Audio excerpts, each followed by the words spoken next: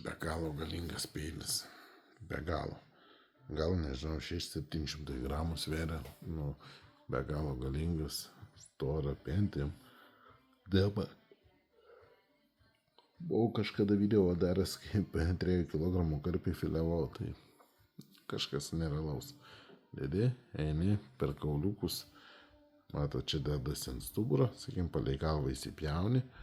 Pasiverti peilį ir eini pagal stuburą. Kontrolė visą, va taip, kad nepjauti į stuburą, ašmuo eina aukščiau ir viską kontroliuoja.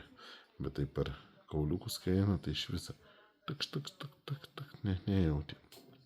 3 kg karpio kaulai jau jaučiančiais tokie šonkauliai vadinami, bet tai šis peilis kosmos skirtas žuvies filiavimui, per stuburą pjaustymui, galvūnų pjaustymui su didelė jėga. Pjaustai galima viską su didelė jėga, tik geriau nekapoti tankiai su kirviu. Bet pjaustai spaudžiantys vien iš savęs jau duoda tokią didelę jėgą. Nuolydis, viskas akmenimis galastas, peiliukas irgi, aišku, angliniai plienai tik tokie kosminiai būna, todėl biškiuką anglės matosi rudžiukų. Bet, aliejus viskas darbas ištaiso. Bet, sakau, čia kosmos. Ten jų ta šeimos dinastija prasidėjusi nuo 1300 metų kažkur, kai domėjaus. Labai tolimas, labai rimtas peilis.